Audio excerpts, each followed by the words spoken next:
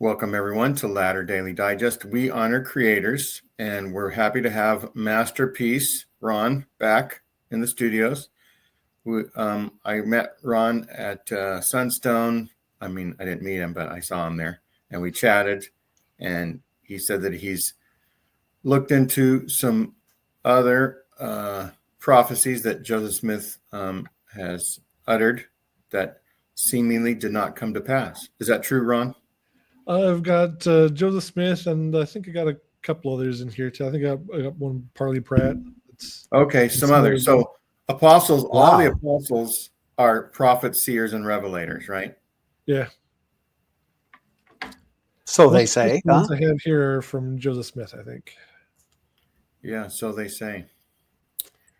We sustain them as such, although 2 of the last 5 opportunities I've had to sustain them, I have raised my hand in opposition, or whatever the non-sustaining vote is. I don't even remember what it's called. Is that from your couch that you did that? No, stake conference.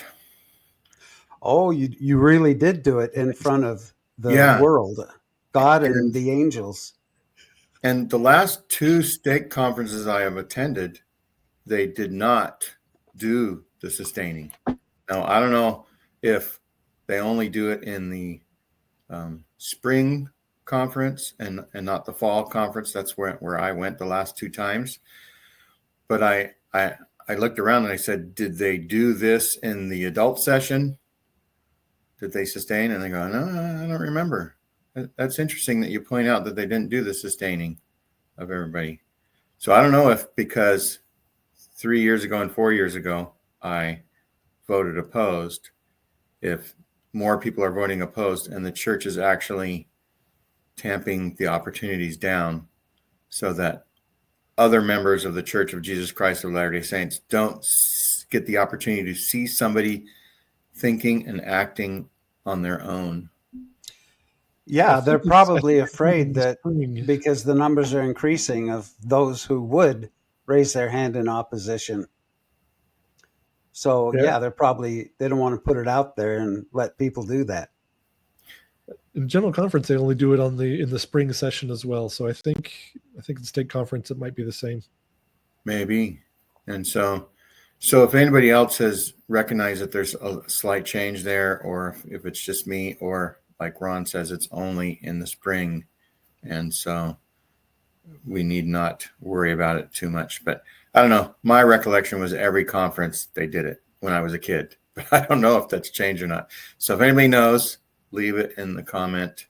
And the true Church of Jesus Christ does not change, Gene. That's right. And I don't even know if it's the Church of Jesus Christ or the Church of Jesus Christ of Latter-day Saints or the Church of Jesus. Wait, what's the other thing? Seems like there's one other thing that they like to say. The Church of Latter-day Saints? Because it's that's Church of Jesus Christ.org, I think, is the official thing. And so they don't want anybody else to say the Church of Jesus Christ. They want everybody else to say the full name, I think. Yeah. On Facebook, and on YouTube, these commercials pop up all the time with missionaries, usually sister missionaries, saying, that they're from the Church of Jesus Christ and would like to share a message. And I'm like, whatever happened to the whole Church of Jesus Christ of Latter-day Saints? Is this a win for Satan too? Yeah. What do you think, Ron? And was there any prophecies that the Church of Jesus Christ of Latter-day Saints was going to have a roulette wheel of what it's going to call itself in the future? They had a long history of changing their name over and over again. So it started out with the Church of Christ, then the Church of the Latter-day Saints, then the Church of Jesus Christ of Latter-day Saints without the hyphen and capitalized letters. And then Brigham Young changed it to the hyphen and the lowercase letter. And I think because some other branch had the copyright on the other name, the capital D. Well, And the string I'd still use the original one. I think they just said that this is improper grammar, so you have to change it to match the right grammar. But they changed the revelation to match the new spelling and everything. The original documentation, the original handwritten one, is without the hyphen and the capital D and day. So they just keep changing it. Speaking of change, Ron, I can't help but notice when I Facebook friended you. Oh, you were one of my first when I started to become a member of this community. You look like half of the person that you used to be. Speaking of change, I've lost a little bit of weight, so the diet and I think exercise you has have. paid off. I've also changed my studio. I've moved to Utah and helping take care of my parents, so I've got a new studio. How many pounds have you lost? Since Christmas, I've dropped about 40 pounds. That's incredible. Good for Yeah. you. Yeah, thank you. Is there a special? I mean, are you doing a special diet? Or are you just eating less and exercising? I know everyone will want to know. Yeah.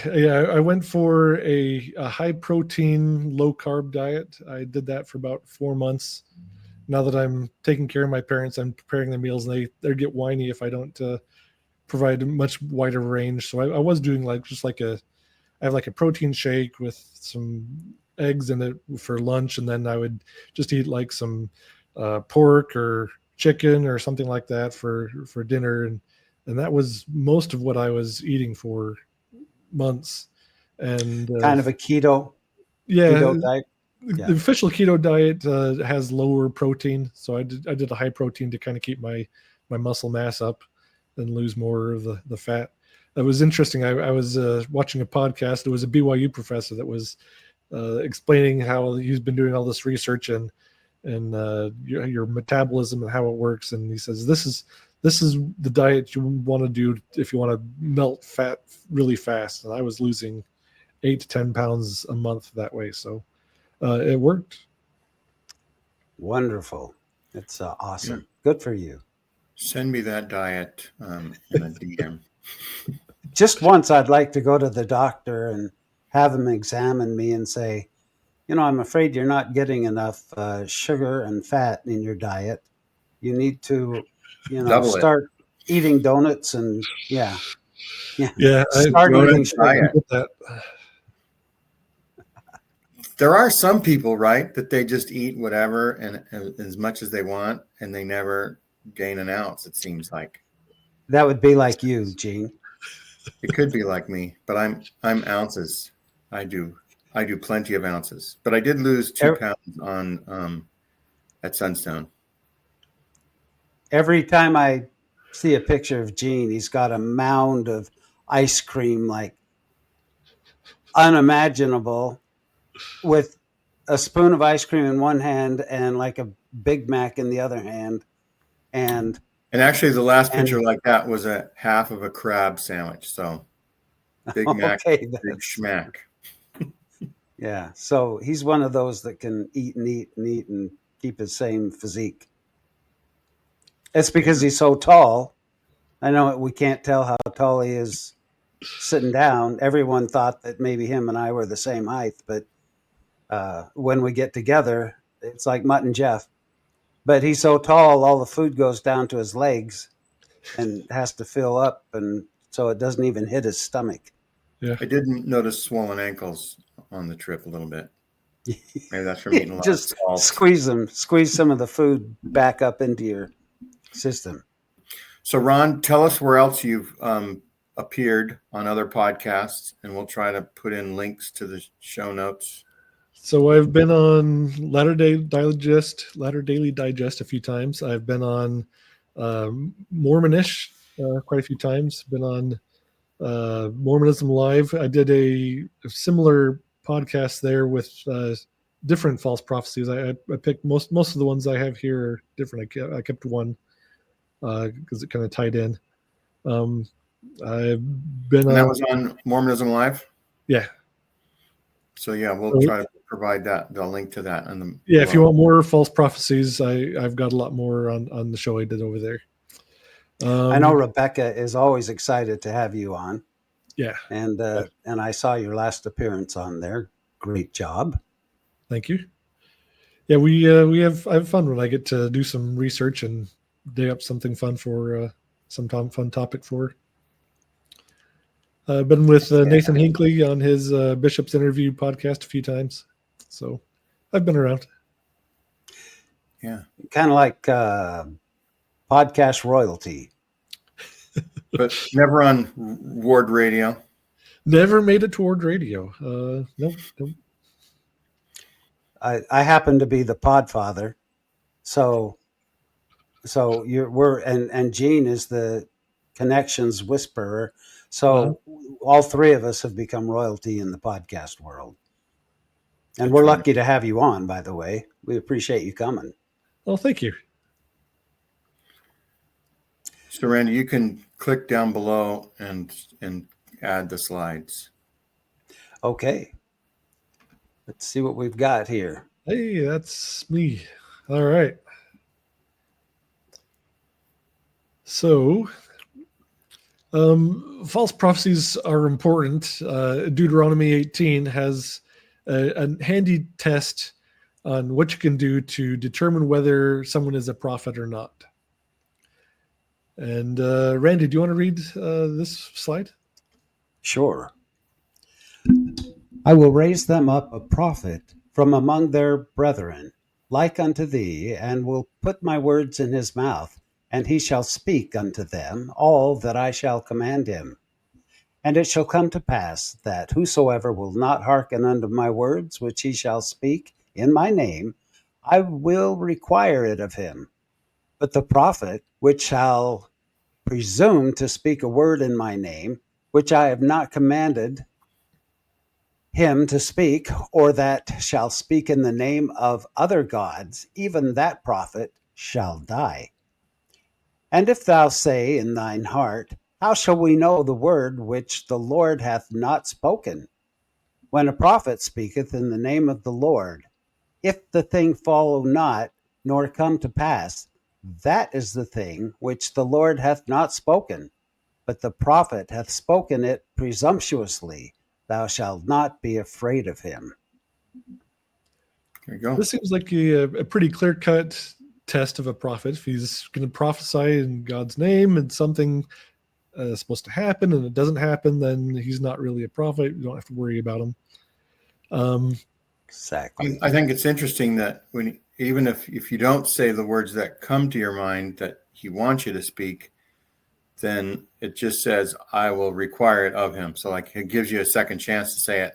And I think sometimes he sends an angel with a flaming sword to double up on that effort to get the prophet to speak. So that's just an interesting note. Well, 19, I think, is the people who don't listen to the words of that prophet. So if you're not going to hearken to his words, then you're going to be in trouble. But if the things that he says don't happen, then you don't have to worry about it. He's not a real prophet.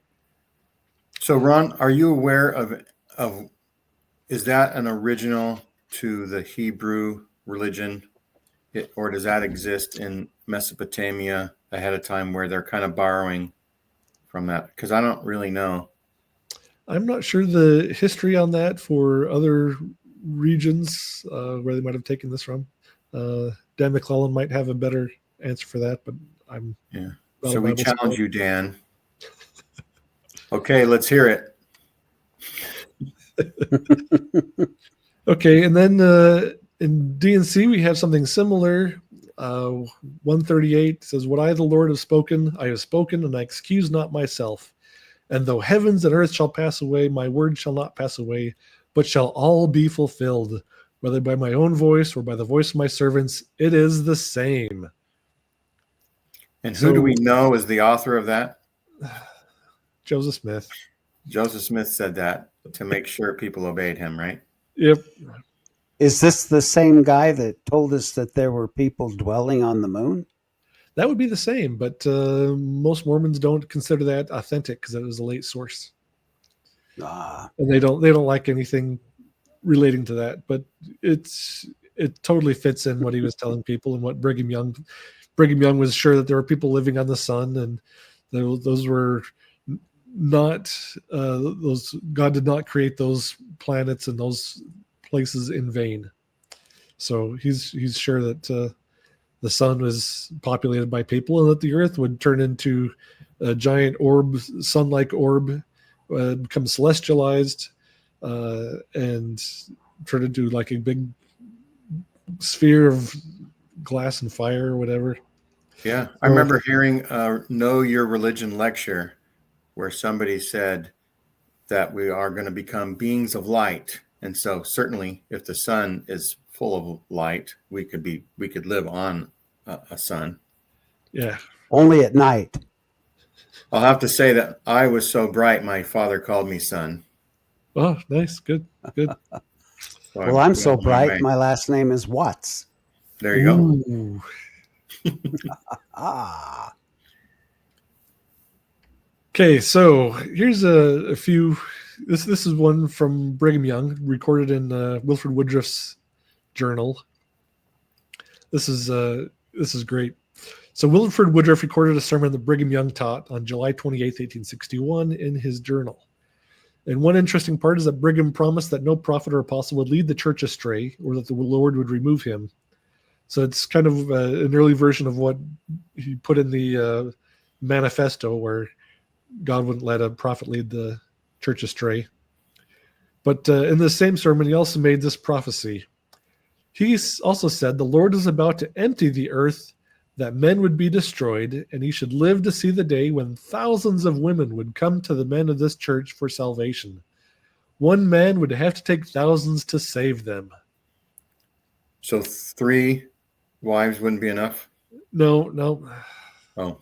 Well, the man could be saved with just 3, but all those women need to be polygamously married. And if all the men have been wiped off the face of the earth and only the Mormon men are left, all the women are just going to come to Zion and beg to be joined with one of thousands of a certain man, a single man. It only makes sense in Mormonism. Yeah. There's some serious fantasy stuff going on here. I know that women flock to Gene and beg him already to please be one of his harem, if you will. Unfortunately, my angel with a flaming sword is married to me, so she commandeth that I not partake. Dang it. But yeah, there's some serious fantasy stuff going on. These like, oh yeah, we'll just say that all these thousands of women are going to come here and want to join with me, and it's almost like one-upping the Muslim faith, where if you do something, you get 70 virgins, right? If you we can get thousands. To heck with those Muslims. Yep. Joseph was always solving problems. I don't think I'm man enough to handle thousands of women. Can you imagine trying to house and take care of all the kids? You can't even remember all their names. All I can say is in the celestial kingdom, there must be some serious blue pills. That's all. I'll leave it at that. Yeah. No kidding. That's what they eat for breakfast, lunch, and dinner. Blue pills. But you can see the kinds of things that they're dreaming about, and the things that they're what they really want is you can. It's interesting when they say the quiet parts out loud of what they're fantasizing about. That's right, and there's no way this would be a lie that Brigham Young wouldn't have said it, and that Wilford Woodruff, a prophet, a future prophet and apostle at the time, would ever lie about this stuff in their journals, right? Right. Yeah, if you can't trust this source, then I don't know what you can trust. Let's see. Okay, so we got a couple of ones here from Joseph Smith. So the first paragraph here is. You want me to read it? Yeah, he's talking to. He's got Stephen Douglas that he's having dinner with, and talking about the persecutions that they suffered in Missouri, and they've been trying to get some redresses, petitions before Congress, and they're trying to get them to help reimburse them for all the losses they suffered in Missouri. Something to take care of all the losses that they had, because They lost all their land and houses and food and stuff that they were all just kind of kicked out. So Right. they're begging the government to give them some redress. And so there's some prophecies here that if they don't do it, then they're going to be in trouble. And this is Stephen Douglas, future presidential candidate, versus Abraham Lincoln and the great Lincoln-Douglas debates that occurred. So was Stephen Douglas then in the House of Representatives or something at this time? He was a judge at the time. A judge at the time. So here's what Joseph Smith said. I prophesy in the name of the Lord God of Israel, which pretty much seals it as a prophecy, unless the United States redresses the wrongs committed upon the saints in the state of Missouri and punish the crimes committed by her officers in a few years, the government will be utterly overthrown and wasted, and there will not be so much as a potsherd left. I hate it when the potsherds go away. I know. I guess that's a piece of a broken pot. I think that's why the Nephites, we haven't found any Nephite pottery. There's not so much as a potsherd left. And what's the number that we associate with few? It's like you got one, and then you have a couple, and then you have a few, and then you have many, right? Yeah. So I guess if you're an apologist, you're going to say, well, a day is the same as 1,000 years. So a few years, this could be like millions of years in the future. Yeah, I can't wait. And the next one, do you want to preface that, or is this? It's just the same kind of thing, except this is a few months later, and he's publishing this in the Millennial Star, and I think he's probably discussing this same prophecy that he made before. I'm wondering if he also discussed how to run for president and other political things like that. But anyhow, while discussing the petition to Congress, I prophesied by virtue of the holy priesthood vested in me and in the name of the Lord Jesus Christ, that if Congress will not hear our petition and grant us protection, they shall be broken up as a government, and God shall damn them, and there shall be nothing left of them, not even a grease spot. So I can testify to you that this has not come to pass, because one of my favorite shirts, I noticed as I was putting it on yesterday, has a grease spot. So yes, we still have grease spots and a ton of potsherds. Yes. I think the closest they can argue is that the Civil War, the country was split in half, but it rejoined back together, and there's plenty of the government still left. So there's definitely still potsherds and grease spots left. Oh yeah. So, but in the previous dinner with that same dinner with Stephen Douglas, he also tells Stephen that he's going to aspire to be president of the U.S., and if he ever turns his back on the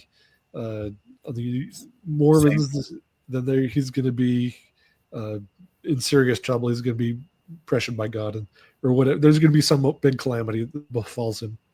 Right. And I don't know if a big calamity is losing to Abraham Lincoln. I don't know. Yeah, I guess it just counts as one in the loss column to me. But I wonder if these people will were point to that shaking part. in their boots.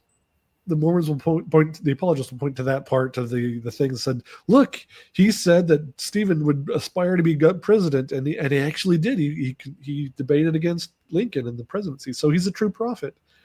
But if you just look up a paragraph or two earlier in that same Joseph Smith history, or church history, the church thing is this prophecy, and this what he told Stephen, he didn't preface with "I prophesy in the name of the Lord." He just said, "And you're gonna do this." But this is definitely a prophecy, and it didn't happen. Surprise, surprise.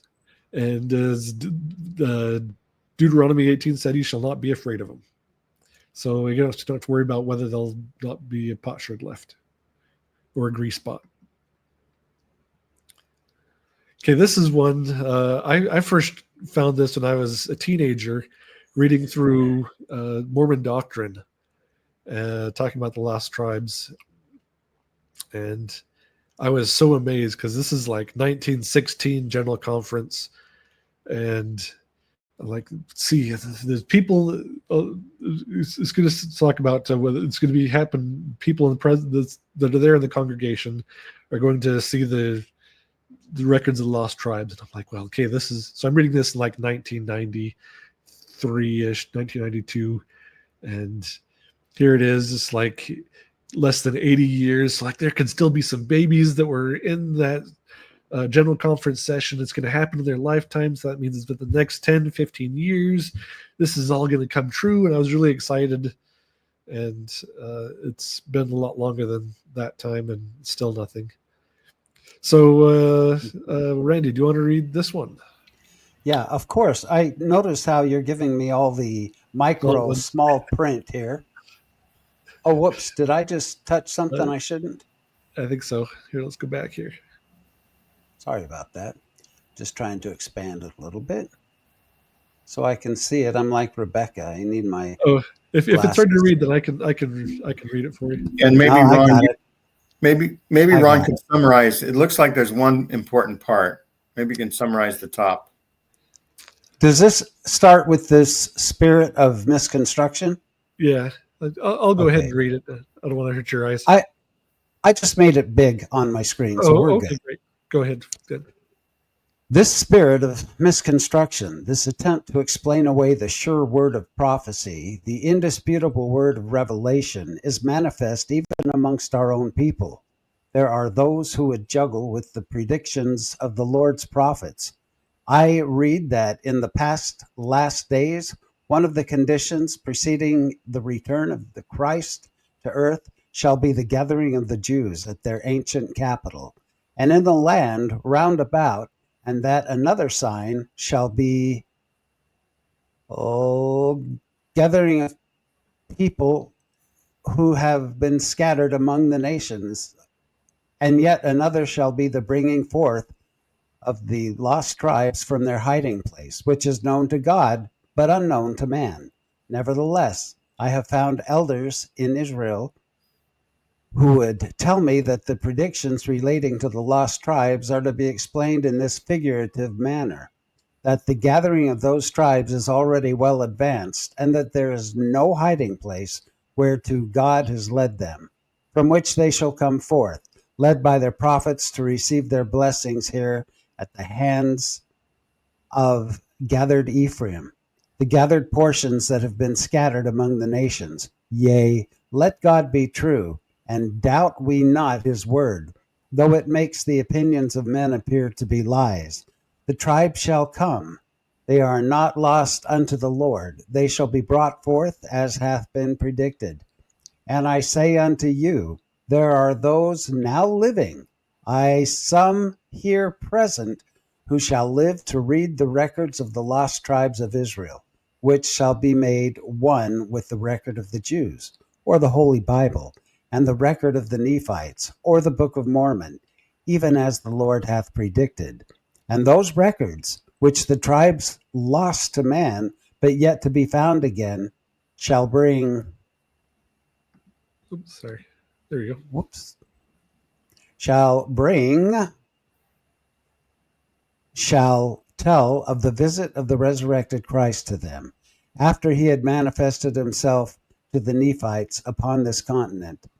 For as not one jot or tittle of the law has been permitted to fail, so surely no jot or tittle of the gospel shall go unfulfilled. Now we've got jots and tittles that, I've got a bunch of jots and tittles. I don't know about you guys. So it's interesting that he's saying that, look, so I think even today you'll find people saying, oh, the gathering of the lost tribes, they're scattered among everybody. So the missionaries going out are bringing people into the church. That's the gathering of the 12, the lost tribes. Here he is making sure that it's not that at all. There are people hiding somewhere on the earth that are the lost tribes, and from somewhere in the north countries, and God's going to bring them down, and they'll be part of the prophecies here that are fulfilled. Did they believe in the the Middle Earth, the inner Earth theory, where at the top of the North Pole was like Shangri-La, and that's where all the and you can go inside the Earth, and the Earth's inner core warms everything and makes everything beautiful there, and that's Well, where the lost tribes are. Yeah, well, there's some prophecies that the tribes are hidden behind this great wall of ice. This ice wall is going to melt, and the tribes are going to walk out. The highway is going to be thrown up, and they're going to march down to Zion. Well, the flat earthers ought to believe that because they think it's a wall of ice around the flat Earth. So, yep. Wait, are you saying it's not? Are you saying the Earth's? What are you saying, that the Earth's not flat? You know, I think when I was like 10 and I read something of like how the people of Greece figured out that the shadows of something standing, it gets longer and longer as they march north, and they measured it, and they were like scientists, and they just figured, using those calculations, they figured the circumference of the world and all kinds of things. They were pretty accurate with their measurements too. I mean, they were within an incredibly close percentage of what the world really was. That's right. So there's no way. They call them grease spots. There you go. Every place they put their pole is a grease spot. But right. Yeah, so I figured if those ignorant people 3,000 years ago could figure it out, I'm not going to risk saying I know more because they figured it out. So these lost tribes, if you hop over to my Mormonism Live podcast I had some prophecies there. There was one from Wilford Woodruff where he's saying that people in this very congregation are going to live to see the 10 tribes return, and you will participate in their temple work. So you'll help do all the temple work when the people of the lost tribes come. You're saying 110 years later, everybody's dead from then? Yep. This was 1863. I think Wilford Woodruff did his. I think in the 1870s, Orson Pratt did a similar one. People in this congregation are going to live to see the tribes return, and you will set them apart as missionaries, and you'll send them off around the world to serve missions. So, and part of the reason of all this is these things have to happen before Jesus comes. Yeah. Wow. Well, according to the Church of Jesus Christ of Latter-day Saints, he's about here. He's coming. If you look closely in the sky, you could see a little bright dot, and it's him. Just it's starting. Jesus coming. He's always just around the horizon. You have to squint a little, and who knows how long it takes for that dot to get bigger. But I'm going to guess the dot never gets bigger. That's my guess. That's my prophecy. Yep. I think yours is going to be fulfilled. So this is one of my favorite ones. This is one that was also in my Mormonism Live one. So there's this guy, L.R. Sunderland, who's read through the Book of Mormon, and he's all upset. It's like, there aren't even any prophecies in this book that we can use to see if they'll come to pass, that we can use to see whether this is an actual book of scripture or not. And so Parley Pratt writes a big pamphlet refuting this. So he writes this pamphlet, Mormonism Unveiled. In this, so Sunderland says, again, he says, there are no predictions peculiar to this book yet to be fulfilled. No names of persons or places or periods of time are referred to, by which anything definite can be known as to what is meant by the jargon of Mormon prophets. Now, Mr. Leroy Sunderland, we will prove to the world that this is one of the most barefaced falsehoods ever uttered by man. The Book of Mormon contains many prophecies, yet future, with names, places, and dates so definite that a child may understand. Indeed, it is one of the peculiar characteristics of the Book of Mormon that its predictions are plain, simple, definite, literal, positive, and very express as to their time of fulfillment. So we're going to see what his prophecies describe. And he goes through and lists a few of them. But then he gets to this fun page of this thing. So let's see. So he's referring to, he's going to quote some portions of the Book of Mormon. He doesn't go by chapter and verse because they didn't have them back then. So he goes by page. So also page 123, second edition. Woe be unto the Gentiles, saith the Lord of hosts, for notwithstanding I shall lengthen out my arm unto them from day to day, they will deny me. See also page 514, and read the fate of our nation and the fate of the Indians of the America in our day, that the Gentiles should reject the fullness of the gospel, the Book of Mormon. See also page 526, where a sign is given and the time clearly set for the restoration and gathering of Israel from their long dispersion. Namely, the coming forth of the Book of Mormon should also be the sign. And in the day that this work shall come forth, should this great event commence among all nations. Also, page 527, where all who will not hearken to the Book of Mormon shall be cut off from among the people. And that too, in the day it comes forth to the Gentiles and is rejected by them. And not only does this page set the time for the overthrow of our government and all other Gentile governments on the American continent, but the way and means of their utter destruction are clearly foretold. Namely, the remnant of Jacob shall go through among the Gentiles and tear them in pieces like a lion among the flocks of the sheep. Their hand shall be lifted up upon their adversaries, and all their enemies shall be cut off. This destruction includes an utter overthrow and desolation of our cities, forts, and strongholds, an entire annihilation of our race, except such as embrace the covenant and are numbered with Israel. Now, Mr. Sunderland, you have something definite and tangible, the time, the manner, the means, the names, the dates, and I will state as a prophecy that there will not be an unbelieving Gentile upon this continent 50 years hence, and if they are not greatly scourged and in a great measure overthrown within 5 to 10 years from this date, then the Book of Mormon will have proved itself false. And I think I have to agree with Pratt. I think this is his first true prophecy. These things didn't happen, and the Book of Mormon has proved itself false. There you go. So thanks everybody for watching. No, I'm just kidding. But I do thank everybody for watching. And if you've watched this far so far, go ahead and like, share, and subscribe, and do all the things. And we'll ask again later. But so this is a bombshell. It's amazing that almost no other persons know about this. Yeah, it's they've kind of buried this one. So when I found this, I was looking through like archive.org and finding different pamphlets by Pratt.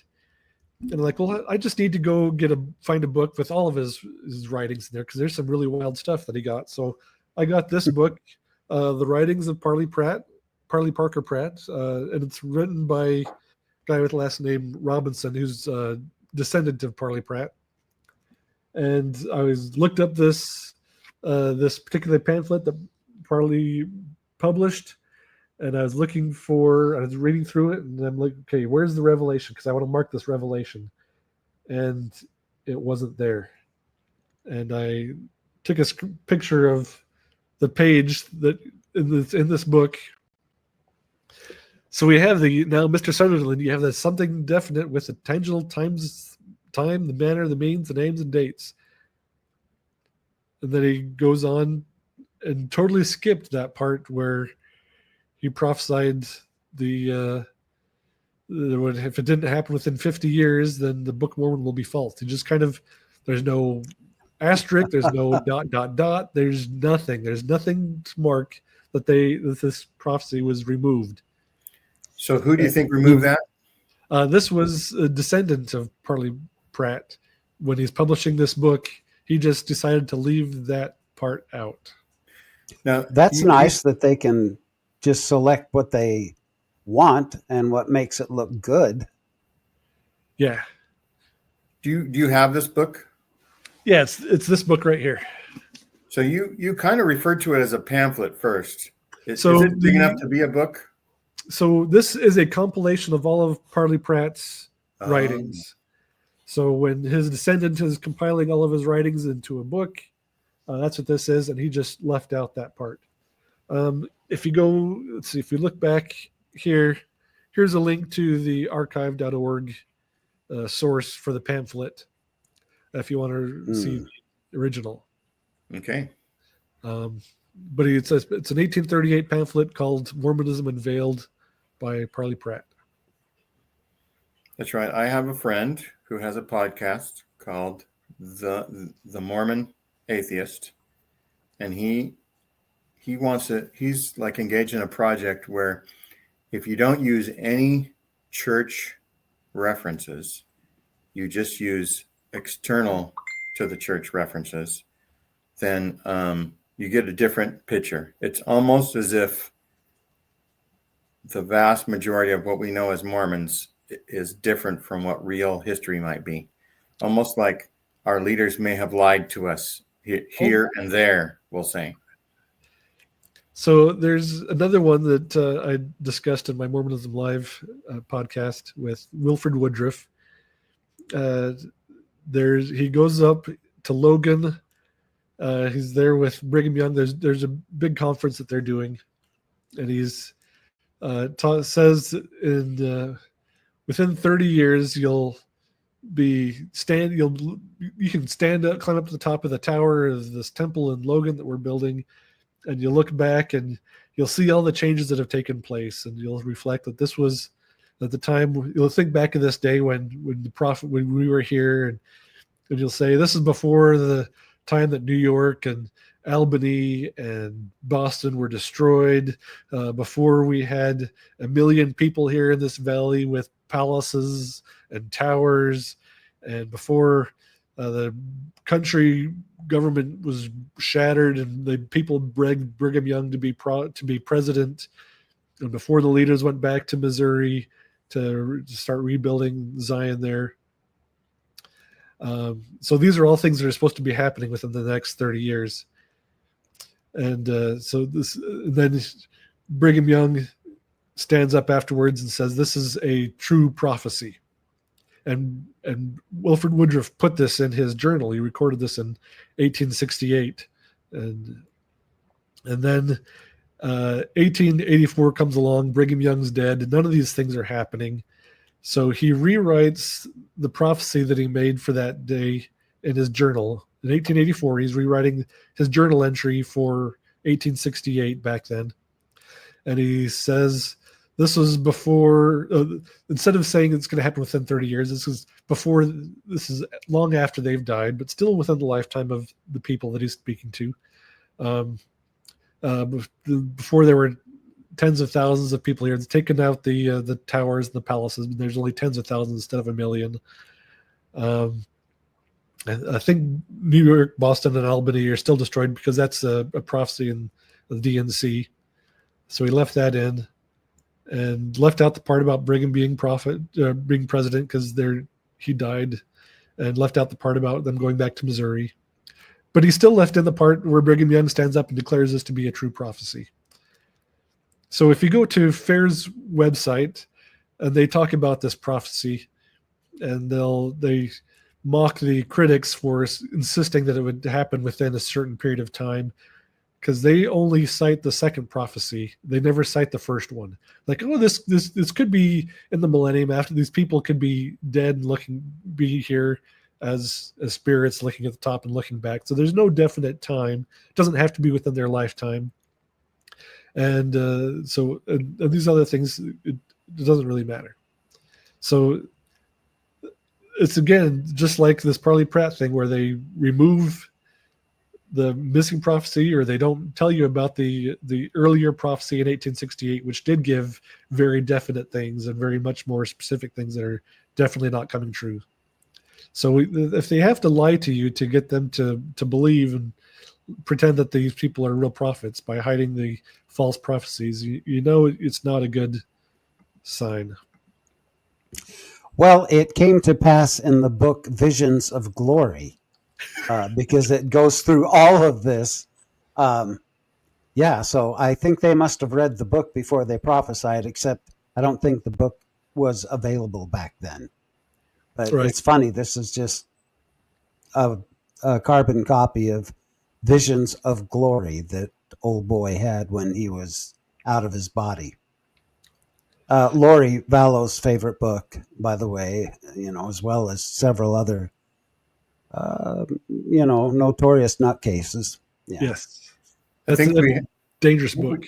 I think we can have a future episode where we talk about the apologetic responses to prophecy that have failed, and that might be a good show.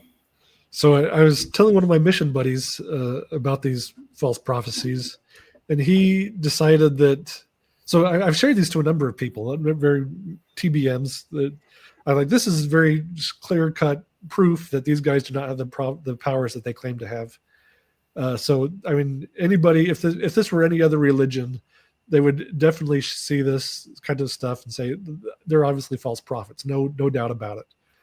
But since it's their prophets, they have to make exceptions for why these things don't count as a false prophecies or against them as whatever.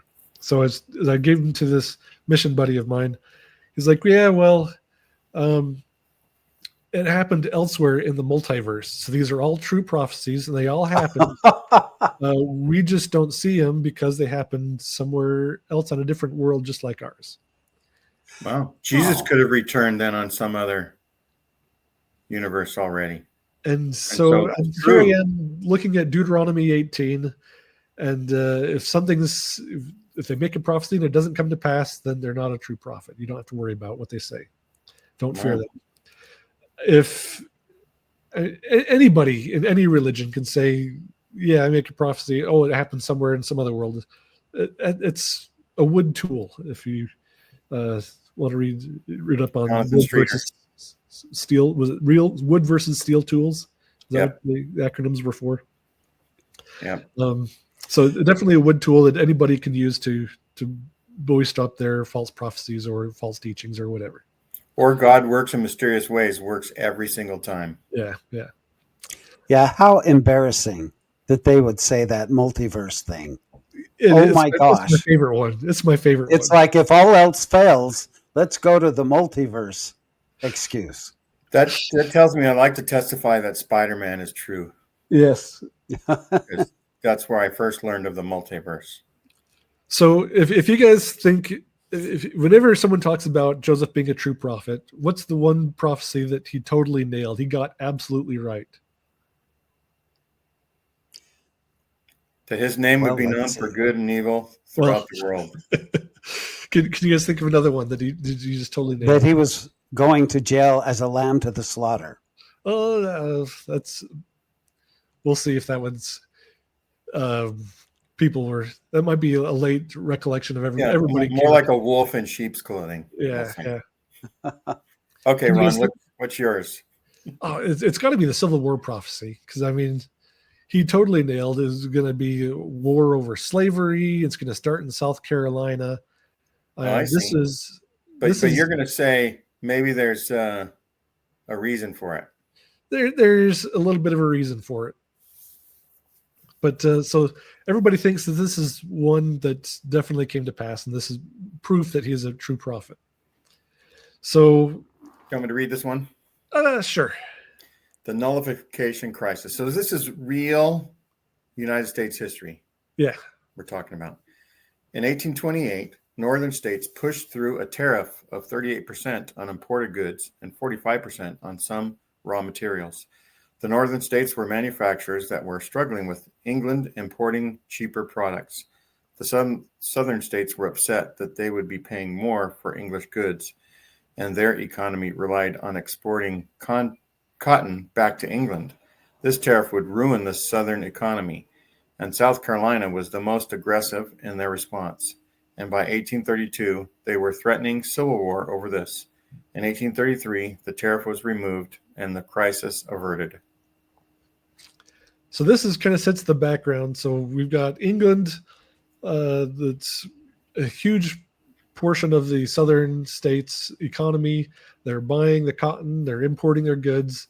And with this tariff, they're going to not be able to sell the cotton to England. England's not going to be buying all this stuff. They're not going to be sending ships, bringing a whole bunch of goods, and then bringing ships going back with the cotton and everything. This is all standard trade. So this tariff to try to bolster the northern states' economy was brutal, and so this was fighting words here. So South Carolina was ready to go civil war. And they were going to do a civil war. They were going to do a civil war so that they wouldn't have to suffer the consequences of the tariffs, which would cause their trade to go down the tubes. Yeah, they wanted to be separate. They didn't want to be held subject to these laws from the northern states.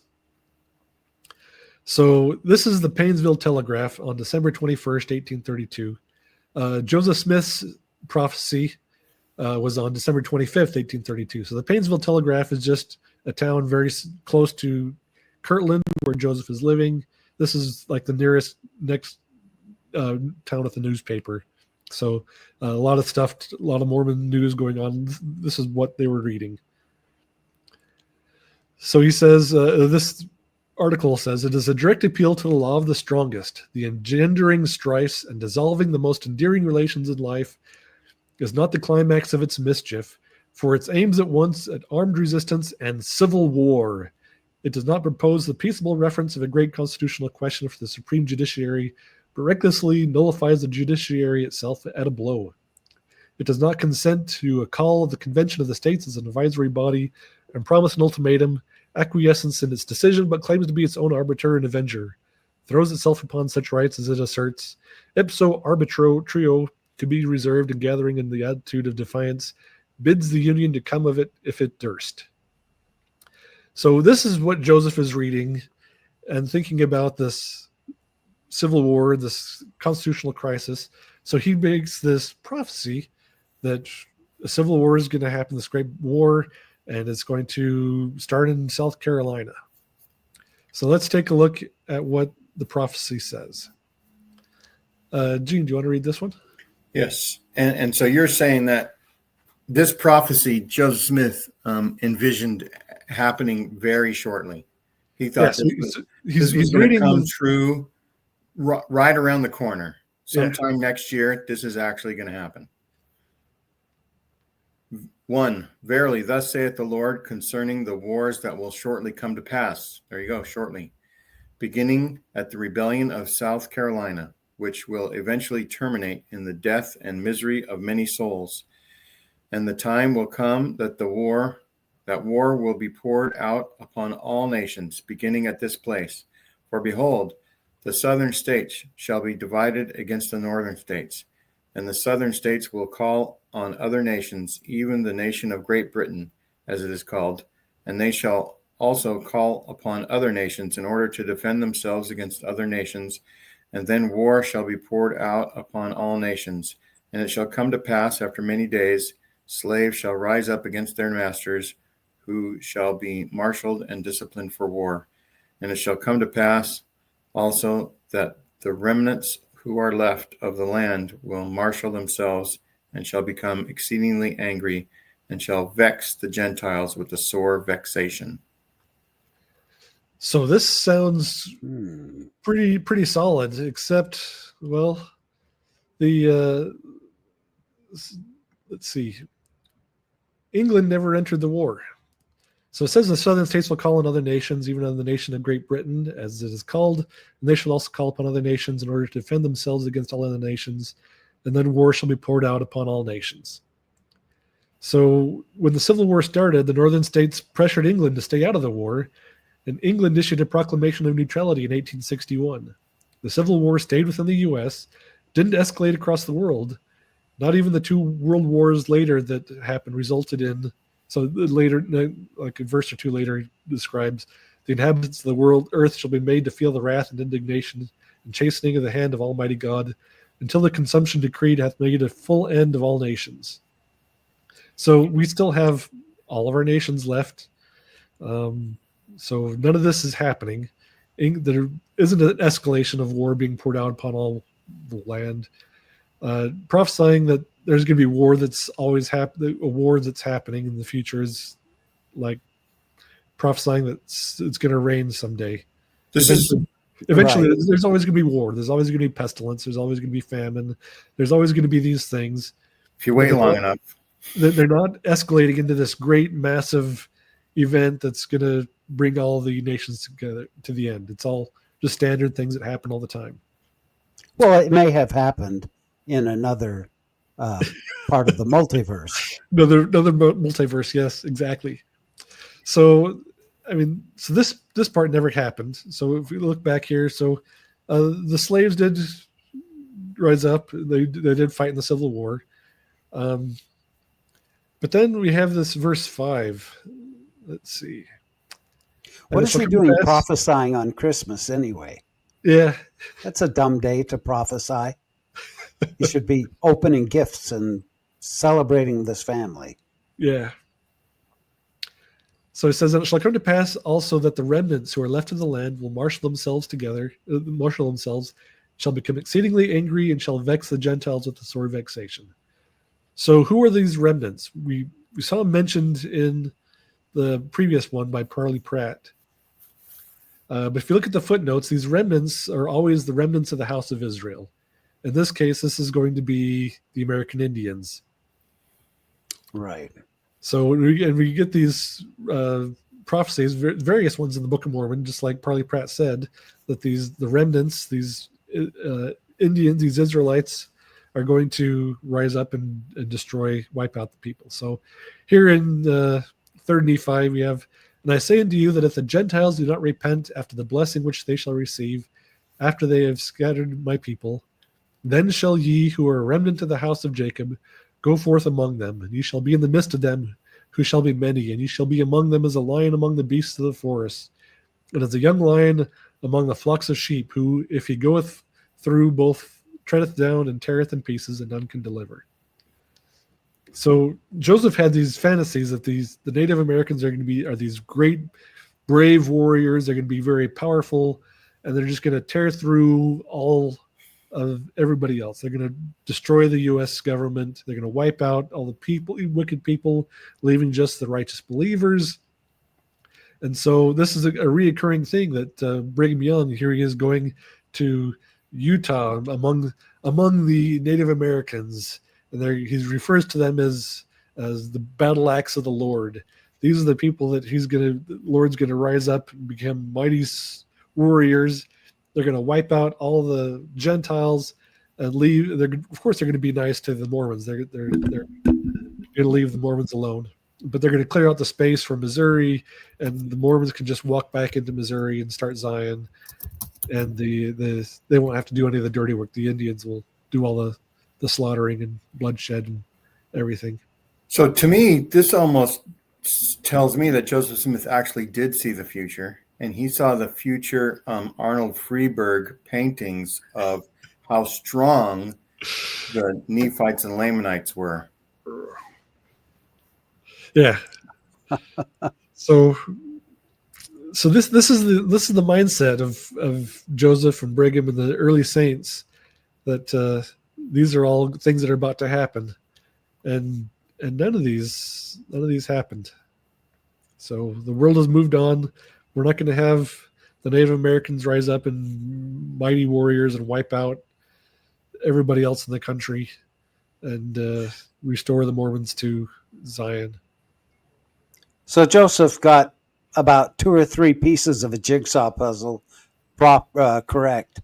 Everything else they don't mention. It's like, yeah, he predicted the Civil War. Yeah, guess what? Keep reading, buddy, because he was wrong on a lot of crap. And the reason why he got those 2 parts right was just because that was the part that was going on right then, that he's reading in the paper of South Carolina being all uppity and threatening civil war, and you got the slavery is all a big thing that they're arguing about, and that's a big part of their economy, why they have to have the slaves to produce the cotton that they're going to sell to England. This is all things that are all going on right then. So it's not like he foresaw the Civil War 20 years ahead of time and he's an amazing prophet. It's just it's been simmering for 20 years, the exact same thing. Yeah, big deal, huh? And he got everything else wrong in the prophecy, so it doesn't count. But that's still the one place that people point to, like this is where Joseph Smith totally nailed it, because he got the Civil War and slavery and South Carolina. But the Mormons didn't publish that prophecy. It wasn't canonized until 1877.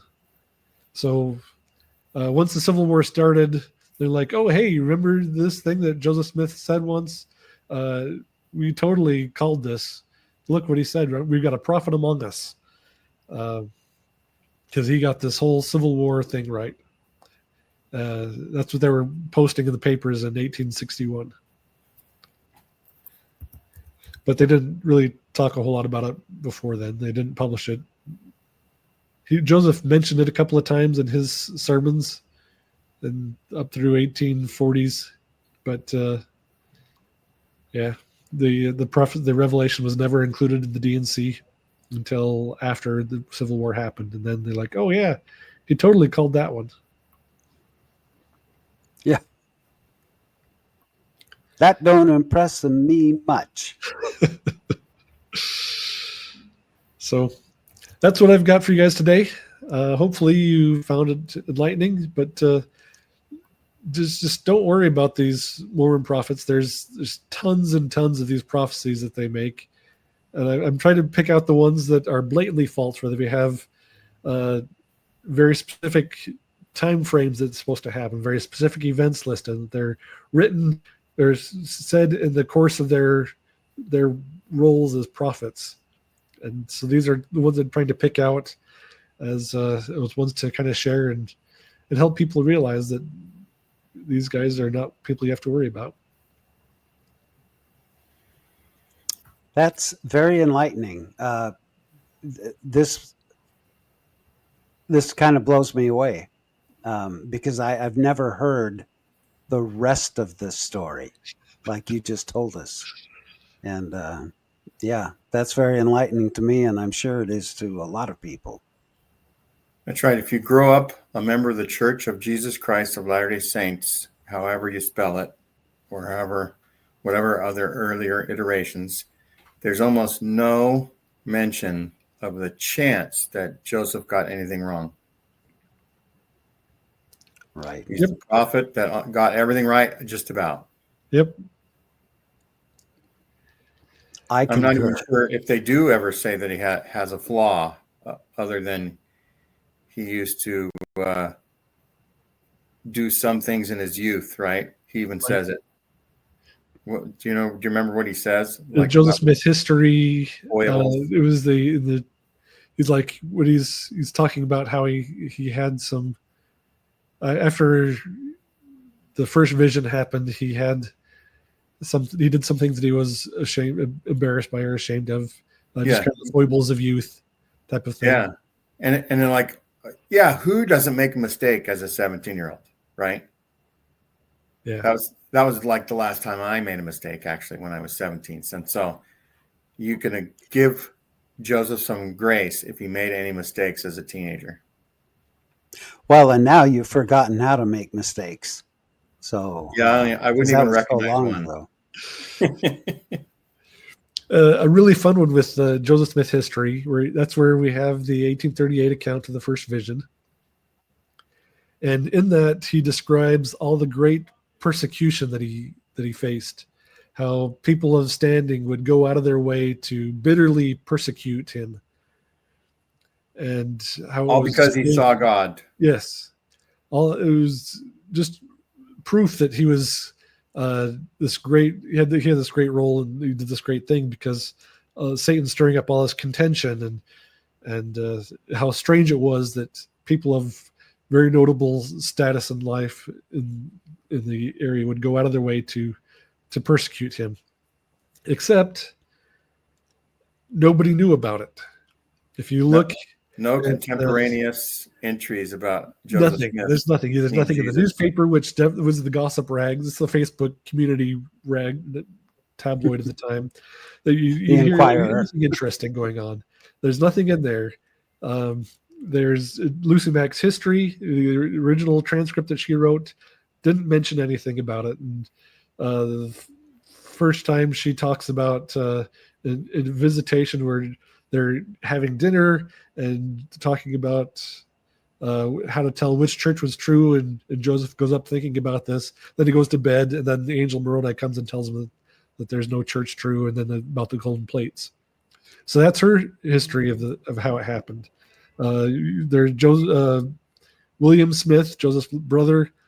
He did a pamphlet on the history of the church and talks about Joseph Smith wanted to know which church was true. He goes into the woods, and Angel Moroni appears to him and tells him about the gold plates. That's his origin story. And his own family doesn't know the story. The people in town don't know the story. We have Halliburton, the Mormonism Unveiled, going through and getting affidavits from all the people in town in the early 1830s. Not a single mention of this first vision. So if people are going to be talking about that, I mean, they would definitely be talking about that. They talk about Joseph or the angel, the gold Bible, things like that. Nobody knows about the first vision, and yet Joseph is writing that this is people in town are bitterly persecuting him because of it. So, I mean, we can't know what Joseph saw. We weren't there. We can't verify he saw what he said he saw, but we can verify the things that he described around it. And if he's lying about the things that we can verify, how are we supposed to trust what he's saying, the stuff that we can't verify? So you're saying they might not be gold plates? I'm saying that the whole first vision is a late reconstruction, and he lied about it all. That's right. Okay, now you guys are being blasphemous. You know that, right? That's right. And here you go. Here's another blast of blasphemy. If people will just read Joseph Smith's first discussion about this event, he writes in his own hand in 1832, I believe. He's already the church is 2 years old, so you might as well start writing the history of the church. Yep. And so he's writing his history and the history of the church, and he says that he had already concluded that all the churches weren't following Jesus. And so that directly contradicts the 1838 official version that says he's wondering about which church is possible on earth that is God's church. And then God says, nope, it's none of them. And so he could have said right there, you were right all along, Joseph. Yeah, good guess, Joe. Yeah. There are very stark contradictions among all the different versions of the first vision. But and you can look at those and say, yeah, these aren't true. But you don't even have to do that. You can just look and see that he's saying that all this persecution happened, and he's lying about the persecution. If he's lying about this, there's no reason to trust that anything else that he's saying is accurate, is true. So that's right. So I if I thought about it, I would have asked John G. Turner, what would a book about Joseph Smith look like if you didn't use Mormons' versions of things, right? If you didn't use the Joseph Smith Papers Project, except for where they reference non-Mormons talking about Joseph, right? So if you only looked at what all the neighbors and non-Mormons had to say about Joseph, what would that history of Joseph look like? And so, right. So, like I said before, the Mormon atheist is trying to do that. Now he's raw. He doesn't have any historical training. He sometimes we'll say, jump to conclusions, which is really fun. If I ever going to jump in my old age, it's going to be to conclusions from now on. But anyhow, there's a really fun biography of Brigham Young. Let me grab it here.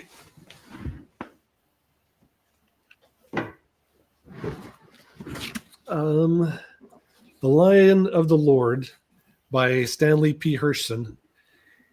He wanted access to the archives in Salt Lake so he could write a nice biography and get some good information. And they wouldn't give him access to anything new. And he didn't want to write just another biography based on something that everyone else has already written.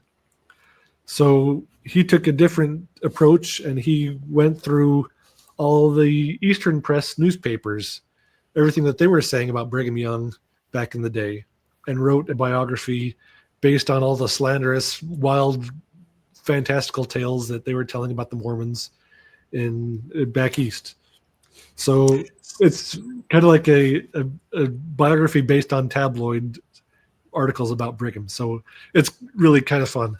So if you're looking So for the Lion of the Lord is lying spelled Lyin apostrophe or Lion? That'd be this the one's good. Lion, but yeah, it's a fun book. Yeah, so that's exciting. You know, Ron, I got to tell you, let's say you knew nothing about any of this, which you're incredibly educated and you're so knowledgeable. But even if you weren't, just holding that pipe makes you look about 10 times smarter. It's all in the pipe. Yeah. The only I thing that love would it. give Ron more authority, in my opinion, would be if he had a rock and a hat and he can make predictions. Well, I do have a Searstone replica. There you go. There's my Is that white Searstone replica oh, nice. that I got at Sunstone a few years back. Nice. I have a 3D printed one. Here, let me actually show it to you real quick. 3D printed. That's pretty. That's Wow. I can't wait to see the 3D printed version, because you have to I have know. the right colors at the right spots laid out. And Joseph probably would have made use of 3D printing to come up with the plates, to do all yeah. those things. My son Andrew is big into 3D printing, and he's come up with some pretty amazing things. Dang it! I thought I knew exactly where it was. I have Oh, another man. one that's made of the same kind of stone. Put it up closer. This is a real rock. The 3D printed one I have is oh, there we go. It has like a little hole in the back, and if you shine a flashlight in, you can see a word show up on the stone, and it says moron. So you can put it in a hat, put a little flashlight in, and shine through, and you can see the words actually show up on the stone. Okay, so we'll have you back just to show that someday. A 20-second I know, show. that's kind of fun, kind of exciting. Yeah, I thought I knew where it was, but I'm sorry. That's all right. Well, thanks everybody for watching. Like, share, and subscribe to the things. And Ron, maybe we can do a show about Sunstone, our experiences, and also it's possible that you get invited onto a show with Steve Pinecker and I to talk about Sunstone. And so, is this like this Fast Sunday after girls' camp, where all the girls have to go up and bear testimony about their experience at girls' camp? Yeah, bear your testimony about Sunstone, but it's basically like a recap: what was good, what was better, what was best. Because there's nothing wrong with Sunstone, right? Oh, no, nothing. It's only like good, better, or best. And so because I didn't hit, I don't think as many sessions as you did. Did you go to a lot of sessions? I've tried to hit. I was there for at least one of every session. There was one that I skipped that I really wanted to get, but I had a really good conversation with somebody that made it worth skipping. May I ask what session did you skip? I wanted to do so. Lindsay Henson Park and Brian Buchanan did 2 sessions. I caught their first one. I missed their lunchtime one. So I had gone out to lunch with another gentleman, and we got to talk about some fun fictional stories that we were writing in the world of Mormondom. Yeah, I think I missed that one as well because I went to lunch early, and I still got back late. after the lunch because we had such a good time. Yeah. Because I think I was with Backyard Professor at lunchtime. Okay. So you know that's going to take a long time. Yep, absolutely. All right. Everybody have a great rest of 2025. Bye-bye. Great. See ya. We appreciate you, Ron. Thank you for coming on. Yep, thanks for having me on. I love talking about this topic. And hey, just a quick commercial here. If you're watching this, we appreciate that. It wouldn't take but just a second to maybe click that like. And if you're not subscribed to Latter Daily Digest, what's keeping you? We would love to have you as a member of our family. And that's my commercial. There you go. Thanks So I again, guess- Ron, for coming. Sure.